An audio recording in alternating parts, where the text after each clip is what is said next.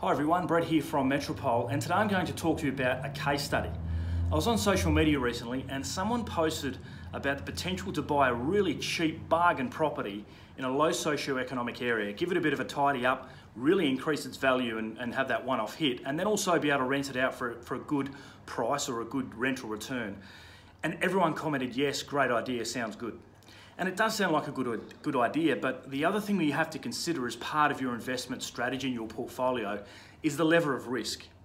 The person posting was thinking about the upside and potentially what's going to happen if everything goes right. There's also risk involved with the purchase, with the renovation, all different things, and also finding a tenant in a difficult market. So how do we decrease some of that risk and what do we look at? Well, first of all, you shouldn't be considering short-term propositions. You should be focusing on the longer term. So to reduce risk inside your portfolio, buy in superior locations. And what we do there is we look for areas with a high owner-occupier percentage.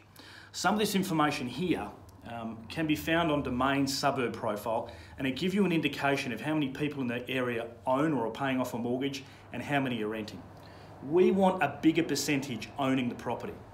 In a downturn or a financial crisis, homeowners just won't sell their home. They're very resilient. They'll eat Maggi noodles for 6 months. They'll sell their car or a boat. They'll do whatever they can to keep a roof over their family's head. Whereas investors think short term and they'll move the property on. The other thing that's very important, and we were talking about low socioeconomic, in this type of financial environment, we need a certain kind of owner-occupier. We need owner-occupiers with good wages growth. So this is a suburb within the inner city of Brisbane. You can see in the red the average wage growth for Brisbane or Queensland over that time. But look at this particular suburb. It's almost double the Queensland average. This is where you want to be buying, and this is how you recession-proof your portfolio. Not only are these type of people paying more and overcapitalising and getting emotional and paying too much, but they're also able to ride out these tough times. If there's a financial crisis or when interest rates rise again, these types of people aren't going to be affected. We're in a low wage growth environment at this point in time, so it's important to find this kind of demographic.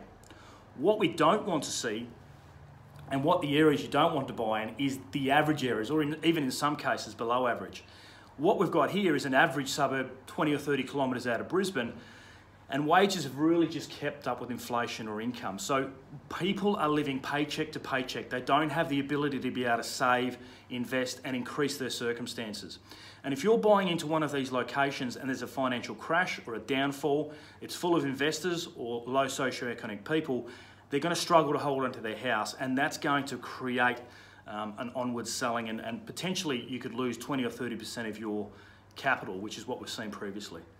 So think about it first. Don't just jump on the first thing you see and think about the upside. There are potential risks, and these are some ways that you can reduce those risks. Thanks for listening.